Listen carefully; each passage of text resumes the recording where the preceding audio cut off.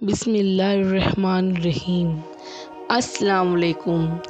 آج ہم اس واقعے میں جانیں گے کہ کس طرح دولت اور طاقت کے گھمنڈ میں چور بادشاہ کو اللہ رب العزت نے ایک مچھر کے ذریعے اپنے انجام تک پہنچایا۔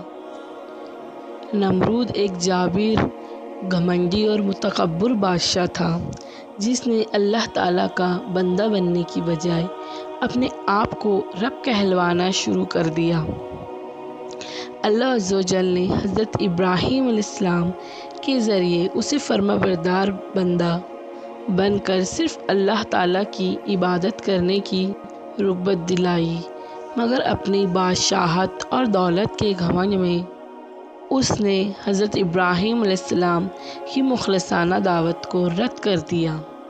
جب نمرود بادشاہ کی نافرمانیاں حد سے بڑھ گئی تو اللہ تعالیٰ نے اس کے پاس ایک فرشتہ بھیجا جس نے نمرود بادشاہ کو اللہ تعالیٰ پر ایمان لانے کو کہا، لیکن اس نے انکار کر دیا۔ اس فرشتے نے نمرود کو یہی دعوت 3 بار پیش کی۔ تینوں بار نمرود نے انکار کر دیا اور کہنے لگا، تم اپنے لشکر لے آؤ اور میں اپنے لشکر لے آتا ہوں۔ چنانچہ دوسرے دن نمرود نے سورج طلوع ہونے کے وقت اپنی فوجوں کو جمع کیا۔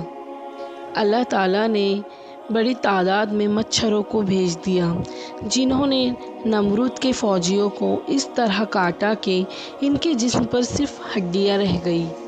ایک مچھر نمرود کے ناک میں گھس گیا جو اسے بار بار کاٹتا تھا اور تکلیف پہنچاتا تھا۔ اللہ تعالیٰ نے اس مچھر کے ذریعے اسے کافی عرصے تک عذاب میں مبتلا رکھا۔ کچھ مارا جاتا تو بادشاہ کو کچھ سکون ملتا، جب اس کے سر پر مارنا چھوڑ دیا جاتا تو مچھر پھر سے کاٹنے لگتا۔ آخر کار وہ اللہ تعالیٰ کے حکم سے اسی مچھر کے کاٹنے سے ہلاک ہو گیا۔ اس واقعے سے ہمیں یہ ہدایت ملتی ہے کہ انسان کو کبھی اپنی طاقت اور دولت پر گھمنڈ نہیں کرنا چاہیے۔ اللہ تعالیٰ کے سوا ہر چیز کو زوال ہے اور اللہ رب العزت بہت ہی غفور الرحیم ہے۔